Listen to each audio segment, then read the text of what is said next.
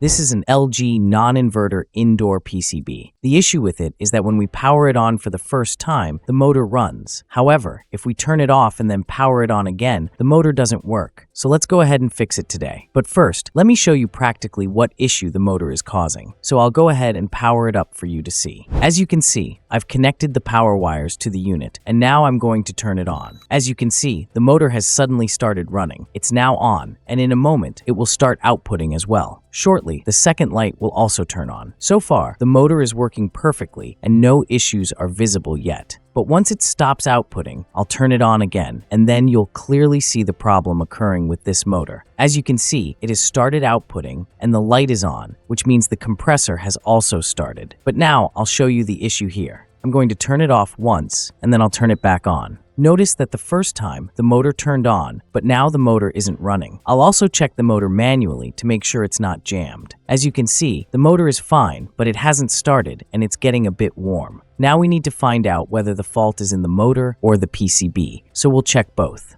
Additionally, we'll examine the capacitor connected to it, although I've already replaced the capacitor. So as you can see, there was originally a 0.9 microfarad capacitor installed, but since I didn't have the exact same one available, I've used a slightly heavier one instead. This capacitor is 1.2 microfarad, which is 0.3 microfarad more than the original. This can make the motor run a bit faster, though it's better to use the same capacitor if possible. However, this new capacitor will still work for now. Now we need to check both the PCB and the motor to identify where the fault lies. This motor is quite simple, with just 3 wires. As you can see, it has 2 main connections coming in, neutral and phase. Here you can see the capacitor, and the yellow wire is the starting wire. The brown wire is the running wire. Here, the black wire is first, followed by the white wire, which serves as the common wire in this motor. And inside, there's also a thermostat, which I'll show you. This is a 100-degree thermostat, so if the motor's temperature reaches 100 degrees for any reason, the thermostat trips, causing the motor to stop. Now, even though the thermostat is different, the motor works intermittently. We'll set the multimeter to AC voltage mode because neutral and phase are connected here, and we get 220 volts here.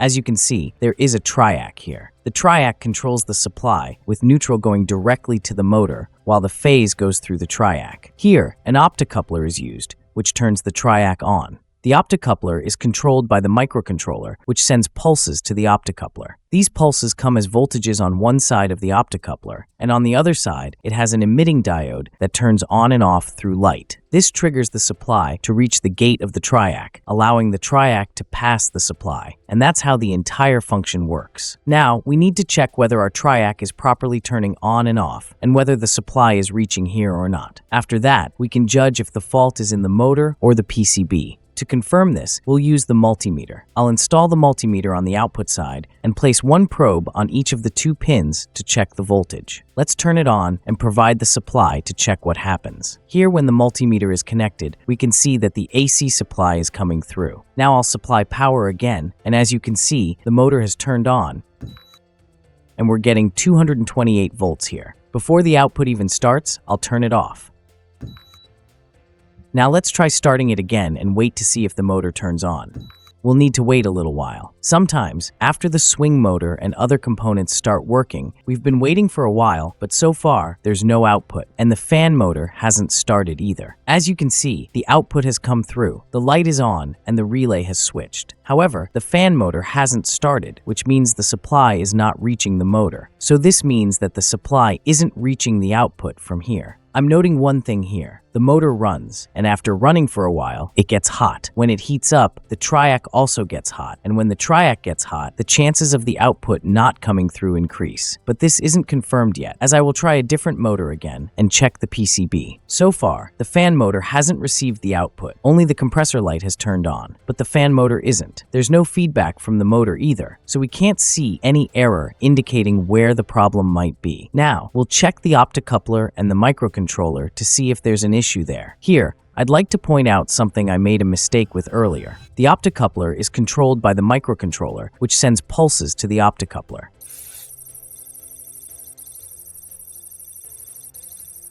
There's a slight change in the setup. The microcontroller controls this Darlington Array, which has a ULN 2003 IC. As you can see, I've traced the pin numbers, and from pin 10 of this array, the output goes directly to the optocoupler. This means that the microcontroller sends a signal to the Darlington Array, which then sends the signal to the optocoupler. The optocoupler, in turn, triggers the triac to turn on, and the triac supplies power to the motor. This creates a chain of operations that controls the motor. Here, I have 3 possible options to check. First, if the Darlington Array gets faulty, it will cause the issue. Second, if the optocoupler is faulty, it will also prevent proper operation. Lastly, if the triac itself is faulty, the motor won't work either. I have changed this triac here, but the issue is still present. So now we're left with 2 possibilities. Either the optocoupler is faulty or the ULN 2003 is the issue. Based on my suspicion, I believe the problem likely lies with the ULN 2003, as it works intermittently. Sometimes it works, and sometimes it doesn't. What happened here is that this PCB was repaired, and its supply was damaged. Since the supply is 12 volts, if the supply goes bad, the Darlington Array could get damaged. This is because the 12 volts are directly generated by the SMPS, and any issue with the supply can damage sensitive components like the ULN 2003 Darlington Array.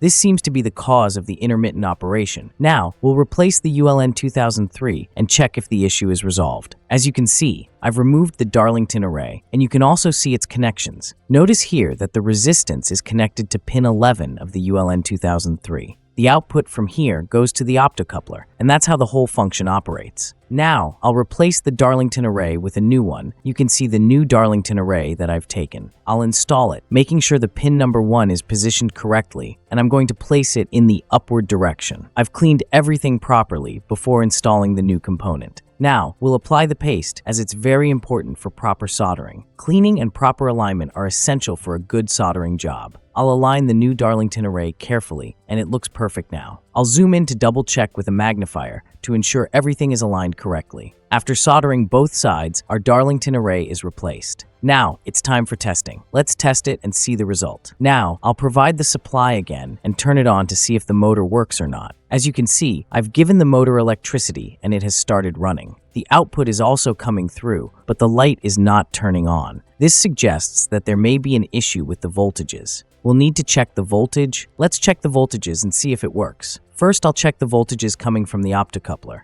As you can see, the first and second pins are installed, while the third pin is empty. There are 2 outputs on the other side. I'll set the multimeter to DC voltage and check. The voltage reading I'm getting here is 1.187 DC volts. Now, I'll turn it off using the remote and check if it turns on again. As you can see, it is turned off. I'll turn it on again and observe where the fault lies. As you can see, the motor is not starting again, so we'll check the voltages because the motor should have turned on. The output has been produced, and the light is also working properly now. If the light is not coming on properly, it indicates that there is likely an issue with the voltages. As we can see, there are no voltages coming through at this point. I've already replaced the Darlington Array, but the voltages are still not appearing. If the voltages were present, the optocoupler would turn on, allowing the motor to start. Since no voltages are coming through, it suggests that the microcontroller hasn't yet sent the signals, which is why the system isn't functioning properly. Now at the end, I will check its voltages, because if the voltages are correct and everything else is fine, then we will decide what the fault is. So I will supply power to it and it turned on. Now let's check its voltages. So on this side, we should have 12 volts, and on the other side, 5 volts, with the center as ground. Here, as you can see, we're getting a proper 12 volts, with no issues. Now, let's check the other side, and we have 4.96 volts here, which is completely proper. This means that the voltages are perfectly fine. Now, look here at the ULN 2003, which I replaced. You can see 2 print lines on it. This ULN 2003 only has 2 outputs here. One is for the motor, which turns it on, and the other is for the relay, specifically the switching relay located here. So these 2 lines are the only things being operated from here. Nothing else operates from this component. So, our final decision here is that the issue lies with the microcontroller. This is because it works intermittently. Sometimes it operates correctly, and other times it doesn't. All other components are functioning perfectly, but since the microcontroller is not working consistently, it's causing the entire issue here. I have another PCB here, so let's install the motor on the second one and test if it functions properly. Now, I'll supply power to it and start it to see what happens. So I gave it power, started it, and as you can see, it's turned on and is currently running on 22 degrees. I'll repeatedly turn it on and off to ensure it's functioning correctly.